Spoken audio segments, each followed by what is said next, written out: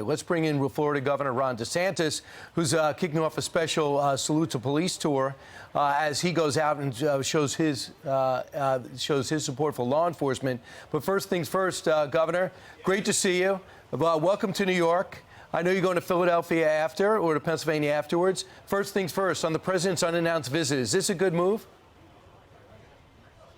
Well, you know, Brian, I'm reminded of when he was vice president. Obama and Biden opposed providing lethal aid to Ukraine during those years. And then I'm also reminded that I don't think any of this would have happened but for the weakness that the president showed during his first year in office, culminating, of course, in the disastrous withdrawal in Afghanistan. So I think while he's over there, I think I and many Americans are thinking to ourselves, okay, he's very concerned about those borders halfway around the world.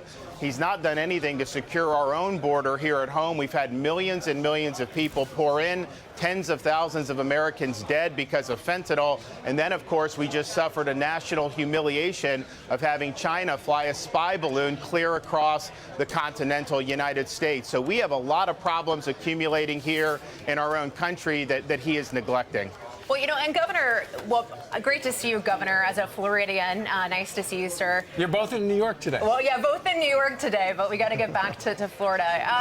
But, sir, we've seen incoherence from this administration, no defined policy on Ukraine, no defined objective of what winning, looks like. I think a lot of Americans are asking, how much more money, how much more time, how much more human suffering? Well, they have effectively a blank check policy with no clear strategic objective identified. And these things can escalate, and I don't think it's in our interest to be getting into proxy war with China getting involved over things like the borderlands or over Crimea. So I think it would behoove them to identify what is the strategic objective that they're trying to achieve. But just saying it's an open-ended blank check, that is not acceptable. So, Governor, what does a win look like for us in Ukraine, for Ukraine? Well, I think it's important to point out, I mean, the fear of kind of Russia going into NATO countries and all that and steamrolling, that has not even come close to happening. I think they've shown themselves to be a third-rate military power.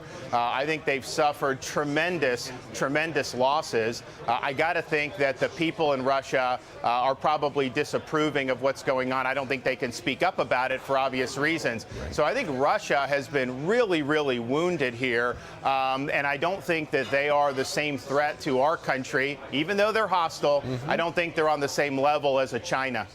Right. Governor, you're doing something very important. You're announcing a tour as you go to 4 different liberal cities to talk directly to officers, many of which moved to Florida, some of which might move to Florida again. But you're saluting law enforcement. You're very strong on that. What's the mission today in Staten Island?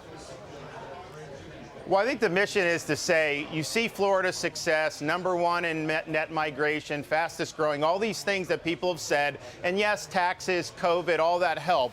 But really, I think the foundation of Florida's success has been law and order and support for the people that wear the uniform. And we've done that in Florida. We're now recruiting more and more people from other states. We've done 1,000 different officers have gotten $5,000 signing bonuses since July. We want more people from New York and Chicago, these places. If they're not happy, they know you have a home in Florida. But I think what we've shown with how we've governed versus how these woke cities have governed is those woke approach to crime and law and order and being anti-police, those policies have failed.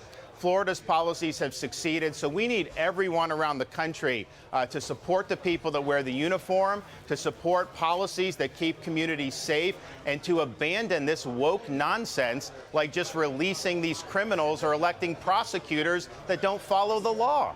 Well, and Governor, a lot of it comes down to the mentality. I mean, a lot of these cities you're going to, New York City, you're going into Illinois, the state of Illinois as well.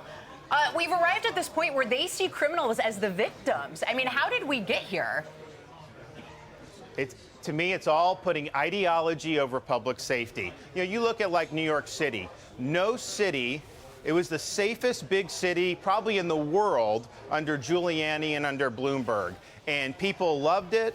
And now they've thrown that all away, and you've had crime spike. You have these officers, their lives are now more at risk because they have to risk their lives to put somebody away, but then the judge just releases them, so they end up having to arrest the same guy a week or two later and risk their lives again. You've also seen places like Chicago where these prosecutors are not going after the people. So this has huge effects on quality of life. And I can tell you this, Lisa, when people move to Florida, you expect to hear, oh, I had to get away from the COVID restrictions or the taxes or all that. And you do hear that. And you did hear that during that time in particular. But the number one thing you hear over and over again is I need safe communities. Right. And it has caused a lot of people to leave these formerly thriving areas. Well, Governor, I know a lot of law enforcement members down in Florida, and about half of them used to work within about 10 miles of where I'm sitting right now. So why are you in New York today? Are you recruiting officers to go from these liberal cities like New York, Chicago, and Philadelphia down to Florida? Or is this one of those things people who might be running for president would do to go ahead and start to get the ball rolling? Well, I think it's definitely the former. I mean, we've put a lot of money into police recruitment. It's been very successful. And so we want to let people know we're here. We've got a lot of great benefits. You'll be appreciated, and you'll have policies that work.